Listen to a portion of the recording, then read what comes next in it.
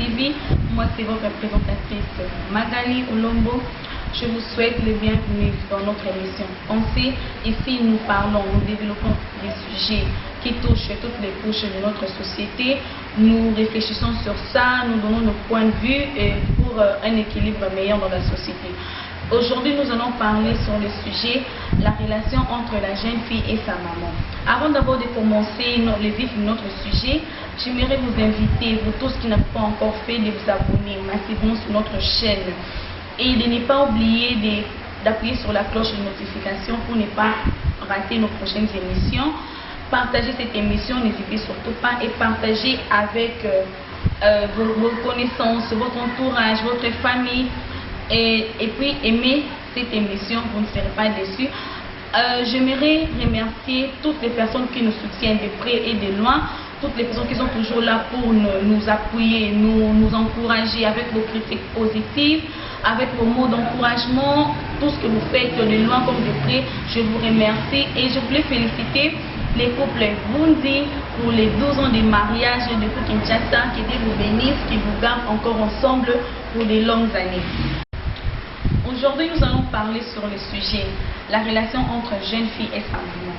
C'est un sujet qui sera comme une conversation, un entretien entre nous les jeunes filles et les mamans. Moi personnellement, je ne suis pas encore mère, mais je suis fille d'une mère. Je te salue maman Constantine Mafundicho.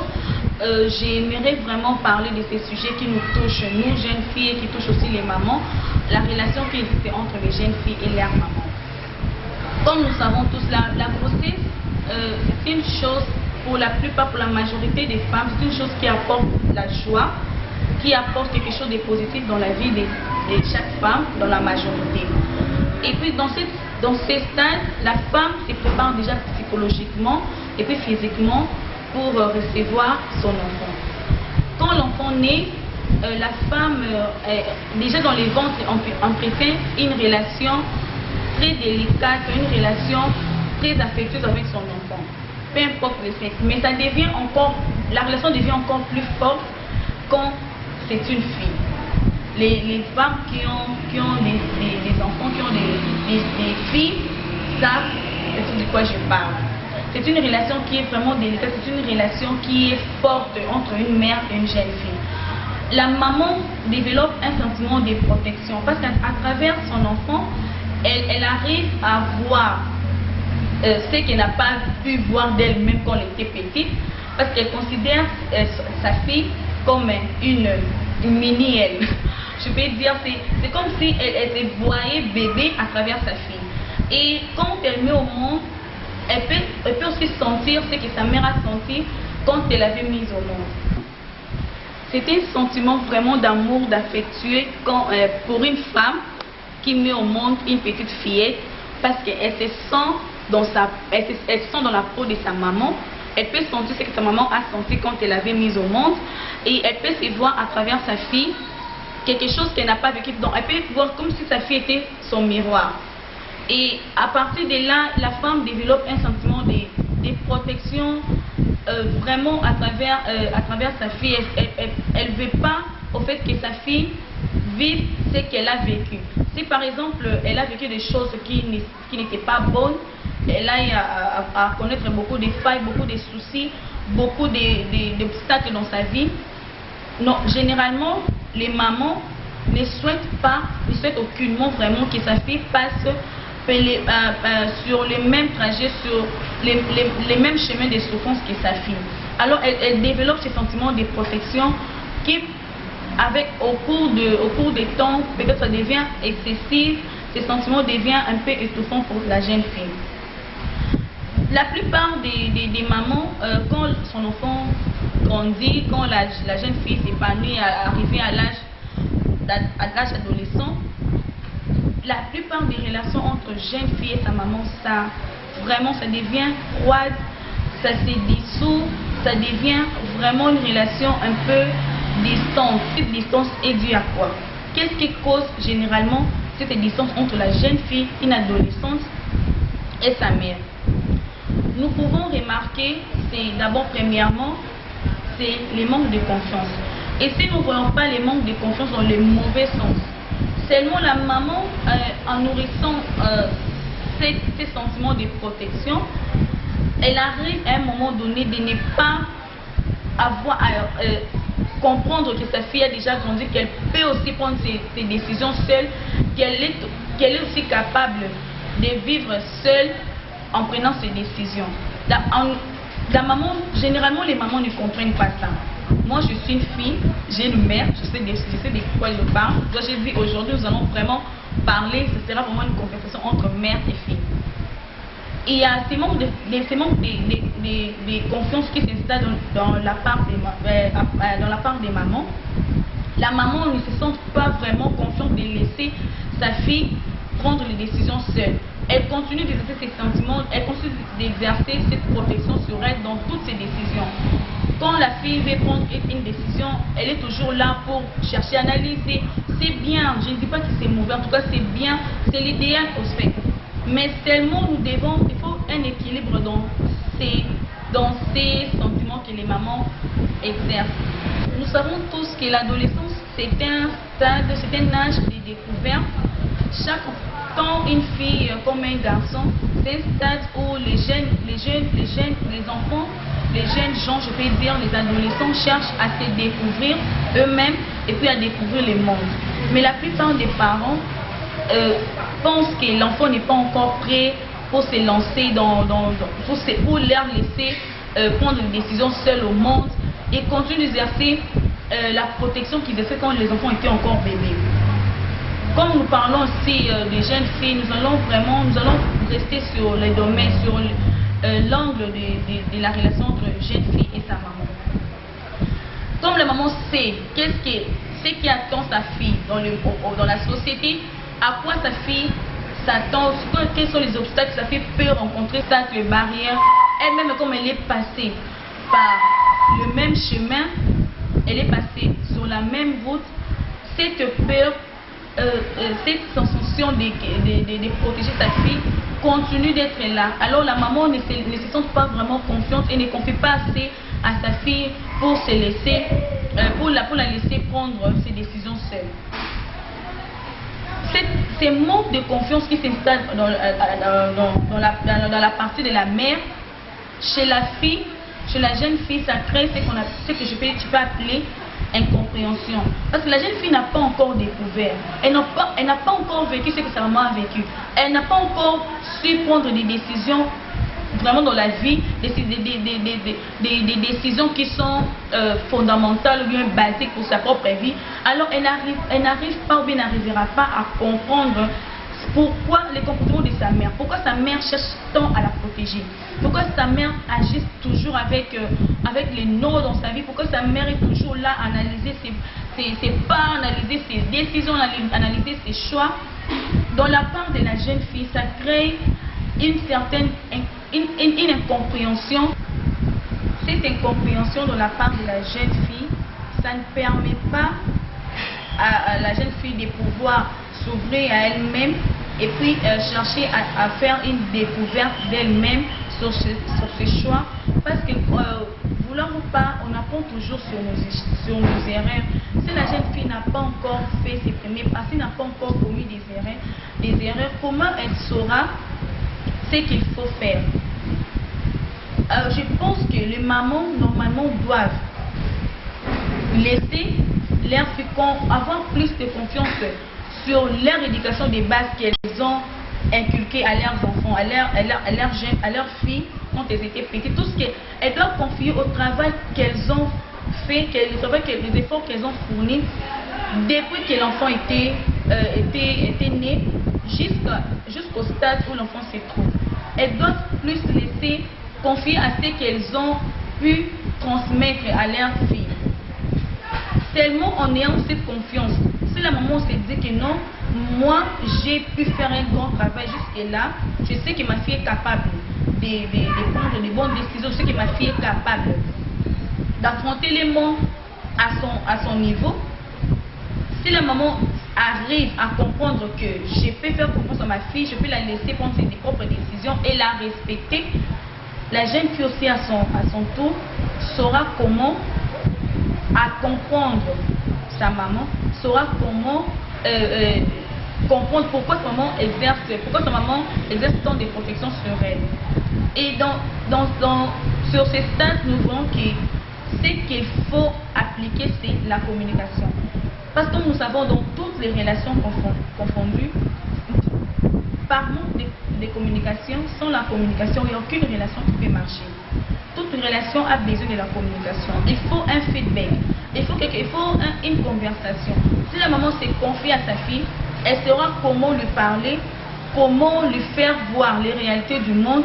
Et puis la jeune fille, en écoutant sa mère, elle saura aussi comment comprendre sa mère, et puis comment confier la tâche à sa maman, et puis comment mettre en avance et en pratique les décisions ou bien les suggestions de sa maman par rapport à ses propres décisions. Nous voyons ce qui cause cette séparation, ce qui cause les fossés dans cette relation entre jeune fille et sa mère, c'est nous voyons les manques de communication, les manques de confiance de la part de la mère et puis les manques de compréhension de la part de la jeune fille. Moi étant une fille, moi aussi je suis passée par là. Moi avec ma mère, quand j'étais plus petite, ma relation avec ma mère n'était pas si bonne, que ça. Ma mère, je la voyais juste ma mère et tout. Ma mère a fait une grande protection sur moi. Je n'ai pas vécu avec elle, près d'elle, je n'ai pas grandi près d'elle, mais elle a toujours été présente dans ma vie. En tout cas, elle a toujours été présente dans ma vie. Après, arrivé à un certain moment, elle était tellement de protection sur moi que je n'arrivais plus à comprendre ma mère. Et puis, ça avait créé un grand fossé entre nous. Vraiment un grand fossé, que ma relation avec ma mère, c'était resté une relation entre mère et fille. On s'arrête là. On n'avait rien à se partager. Vraiment comme intimité, comme être amis. Il n'y avait presque rien. Mais aujourd'hui, grâce à Dieu, tout est bien. Je suis dans une bonne relation avec ma maman. Parce qu'on a fourni beaucoup d'efforts. Chacune de nous, de son côté, a fait un exercice de soi. Moi, de mon côté, personnellement, je parlerai de moi. J'ai fait un exercice de moi-même. J'ai commencé à analyser pourquoi la relation avec ma mère n'était pas si bonne que ça. J'ai commencé à essayer à comprendre ma mère, pourquoi ma mère prend ses décisions sur moi, pourquoi elle réagit toujours comme ça quand je lui parle de ceci, de cela. Alors pour les jeunes filles, j'aimerais que vous fassiez la même chose que moi. Si ta relation avec ta maman n'est pas si bonne que ça, parce que déjà à partir de l'adolescence, si ta relation avec ta maman n'était pas si bonne, si vous n'avez pas résolu, ça sera vraiment difficile pour que vous ayez une bonne relation dans les futurs. Si la relation avec ta mère n'était pas si bonne depuis l'adolescence, si dans les deux côtés vous n'avez pas essayé de résoudre les choses, cela va continuer jusqu'à l'âge adulte. Alors la relation ne sera pas toujours bonne. Ça va continuer avec des tiraillements, ça va toujours continuer avec des incompréhensions. Qu'est-ce que moi, de ma part, qu'est-ce que j'ai fait? J'étais consciente que ma relation avec ma mère n'était pas bonne. Alors je me suis remise en question. J'ai commencé à chercher à comprendre ma mère, plus l'écouter quand elle parle. Parce que avant j'étais dans la défensive, tout ce que ma mère disait, je voulais toujours contredire, toujours. Mais après j'ai commencé à faire une étude personnelle, savoir pourquoi je réagis de la sorte. J'ai cherché à comprendre pourquoi ma mère agit aussi de la sorte. Quand j'ai réussi à le faire, et puis j'ai prié pour ça, étant je suis chrétienne, j'ai commencé à mettre dans des prières. Et puis ma mère aussi de son côté faisait la même chose sans le savoir. Ma mère de son côté aussi faisait la même chose. Alors nous sommes arrivés à un stade où chacun de nous voulait comprendre l'autre. Quand on a voulu faire ça, ma relation avec ma mère vraiment s'est améliorée, vraiment Dieu merci. Aujourd'hui je suis dans une bonne relation avec ma mère. Et ce que nous devons faire, tant la jeune fille comme la maman, ce qu'elle doit faire, c'est d'abord chercher à se remettre en question. Je ne demande pas aux mamans de se rabaisser. Comme conseil, je demanderai d'abord aux jeunes filles. Vraiment, j'aimerais vous demander, mes sœurs, de faire un effort de comprendre vos mamans. Parce que les mamans, en soi, elles sont là pour nous protéger. Elles sont là. Aucune mère souhaite le malheur de son fils. Aucune mère souhaite le malheur de son fils. comme les mamans sont passées par le même chemin que nous, certes, elles connaissent beaucoup de choses que nous n'avons pas encore vécues. C'est pour cela qu'elles exercent tant de protection sur nous. Commençons d'abord à comprendre pourquoi nos mamans se comportent de la sorte. Après, chercher à installer la communication. Si tu n'es pas d'accord avec ta mère sur un point, d'abord tu l'écoutes, après vous allez en discuter. Vous allez en discuter pour dire ce que toi tu penses. Ne soyons pas rebelles, ne soyons pas toujours là pour s'opposer à nos mamans, à tout ce que nos mères disent. Maman, toi tu ne sais rien, toi tu n'as dans ton époque c'était comme ça, à mon époque ce n'est pas le cas et tout. Non, écoutez d'abord, parce qu'étant des grandes personnes, elles savent toujours ce qu'il faut. Elles nous apportent toujours quelque chose de positif. Après, cherchons à en discuter, dites ce que vous pensez, puis trouver un point commun. De la part des mamans, en tout cas, j'aimerais vous demander de toutes qui sont mères, qui ont des jeunes filles, qui ont des fillettes, cherchez à comprendre aussi vos enfants, vos filles, à leur faire beaucoup plus confiance. Faites d'abord confiance en vous-même parce que vous avez élevé cet enfant depuis qu'elle était née. Tu l'as élevé, tu l'as éduqué une certaine vertu, tu lui as inculqué les principes de la vie. Faites confiance à votre travail. Faites confiance à ce que vous avez fourni comme effort depuis qu'elle était née jusqu'à cela. Alors laissez vos enfants aussi prendre leurs décisions. Ça va leur aider à se développer, à croire en elles-mêmes, à être sûres de ce qu'elles pensent. Même si certainement elles vont toujours commettre des erreurs. Laissez-les apprendre de leurs erreurs. Ça fera du bien.